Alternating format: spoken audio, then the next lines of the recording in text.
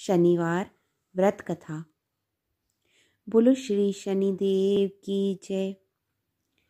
एक समय सभी नवग्रहों सूर्य, चंद्र, मंगल, बुध, बृहस्पति, शुक्र, शनि, राहु और केतु में विवाद छिड़ गया कि इनमें सबसे बड़ा कौन है। सभी आपस में लड़ने लगे और कोई निर्णय न होने पर देवराज इंद्र के पास निर्णय कराने पहुंचे। इंद्र इससे घबरा गए और इस निर्णय को देने में अपनी असमर्थता जताई, परंतु उन्होंने कहा कि इस समय पृथ्वी पर राजा विक्रमादित्य हैं, जो कि अति न्यायप्रिय हैं। वे ही इसका निर्णय कर सकते हैं। सभी ग्रह एक साथ राजा विक्रमादित्य के पास पहुंचे और अपना विवाद बताया, साथ ही निर्णय के लिए कहा। राजा इस समस्या से अति चिंतित हो उठे, क्योंकि वे जानते थे कि जिस किसी को भी छोटा बताया वही कुंठित हो उठेगा। तब राजा को एक उपाय सूझा। उन्होंने स्वर्ण, रजत, कांस्य, पीतल, सीसा, रांगा, जस्ता, अभ्रक और लोह से 9 सिंहासन बनवाए और उन्हें इसी क्रम से रख दिए।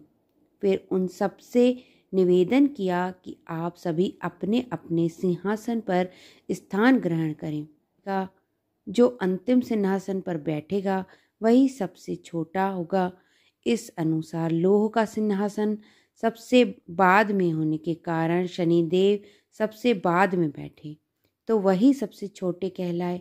उन्होंने सोचा कि राजा ने यह जानबूझकर किया है। उन्होंने कुपित होकर राजा से कहा, राजा, तुम मुझे नहीं जानता। सूर्य एक राशि में 1 महीना, चंद्रमा 2.25 महीना 2 दिन, मंगल 1.5 महीना, बृहस्पति 13 महीने व बुध और शुक्र 1-1 महीने विचरण करते हैं, परंतु मैं 2.5 से 7.5 साल तक रहता हूँ। बड़े बड़ों का मैंने विनाश किया है। श्री राम की 7.5 आने पर उन्हें वनवास हो गया। रावण के आने पर उनकी लंका को बंदरों की सेना से परास्त होना पड़ा। अब तुम सावधान रहना। ऐसा कहकर कुपित होते हुए शनिदेव वहां से चले गए। अन्य देवता खुशी खुशी चले गए। कुछ समय बाद राजा की 7.5 आई। तब शनिदेव घोड़ों के सौदागर बनकर वहां आए। उनके साथ कई बढ़िया घोड़े थे। राजा ने यह समाचार सुन अपने अश्वपाल को अच्छे घोड़े खरीदने की आज्ञा दी। उसने कई अच्छे घोड़े खरीदे। वह एक सर्वोत्तम घोड़े को राजा को सवारी हेतु दिया। राजा ज्यों ही उस पर बैठा, वह घोड़ा सरपट वन की ओर भागा। भीष्म वन में पहुंच वह अंतर ध्यान हो गया और राजा भूखा प्यासा भटकता रहा। तब एक ग्वाले ने उसे पानी पिलाया। राजा ने प्रसन्न होकर उसे अपनी अंगूठी दी। वह अंगूठी देकर राजा नगर को चल दिया और वहां अपना नाम उज्जैन निवासी वीका बताया। वहां एक सेठ की दुकान में उसने जल इत्यादि पिया और कुछ विश्राम भी किया। भाग्यवश उस दिन सेठ की बड़ी बिक्री हुई। सेठ उसे खाना इत्यादि कराने खुश होकर अपने साथ घर ले गया।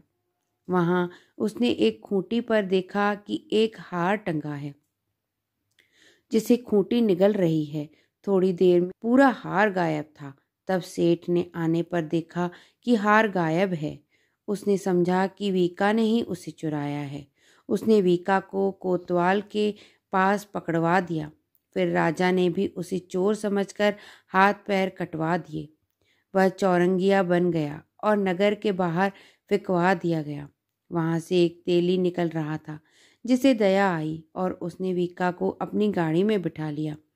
वह अपनी जीभ से बैलों को हाँकने लगा। उस काल राजा की शनि दशा समाप्त हो गई। वर्षा काल आने पर वह मल्हार गाने लगा।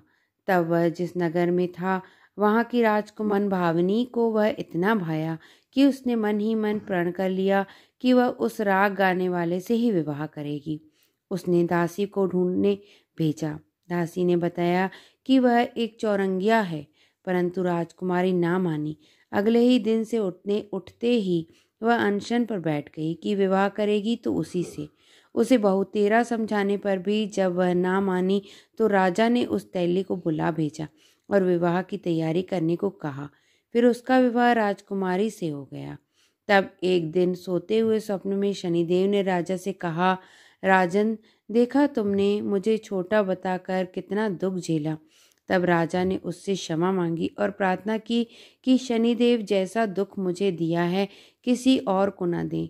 शनिदेव मान गए और कहा, जो मेरी कथा और व्रत करेगा उसे मेरी दशा में कोई दुख ना होगा। जो नित्य मेरा ध्यान करेगा और चींटियों को आटा डालेगा उसके सारे मनोरथ पूर्ण होंगे। साथ ही राजा को हाथ पैर भी वापस दिए।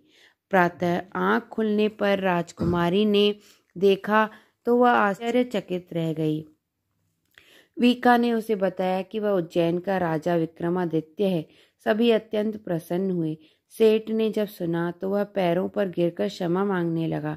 राजा ने कहा कि वह तो शनिदेव का कोप था, इससे किसी का कोई दोष नहीं है। सेठ ने फिर भी निवेदन किया कि मुझे शांति तभी मिलेगी जब आप मेरे घर चलकर भोजन करेंगी। सेठ ने अपने घर नाना प्रकार के व्यंजनों से राजा का सत्कार किया। साथ ही सबने देखा कि जो खूंटी हार निगल गई थी वही अब उसे उगल रही थी। सेठ ने अनेक मोहरे देकर राजा का धन्यवाद किया और अपनी कन्या श्री कंवरी से पाणी ग्रहण का निवेदन किया। राजा ने सहर्ष स्वीकार कर लिया। कुछ समय पश्चात राजा अपनी दोनों रानियों मनभावनी और श्री कंवरी को सभी उपहार सहित लेकर उज्जैन नगरी को चले गए। वहां पूर्ववासियों ने सीमा पर ही उनका स्वागत किया। सारे नगर में दीपमाला हुई व सबने खुशी मनाई। राजा ने घोषणा की कि मैंने शनिदेव को सबसे छोटा बताया था, जबकि असल में वही सर्वोपरि हैं। तब से सारे राज्य में शनिदेव की पूजा और कथा नियमित होने लगी। सारी प्रजा ने बहुत समय खुशी और आनंद के साथ बिताया। जो कोई शनिदेव की इस कथा को सुनता या पढ़ता है उसके सारे दुख दूर हो जाते हैं। व्रत के दिन इस कथा को अवश्य पढ़ना चाहिए। बोल शनिदेव महाराज की जय।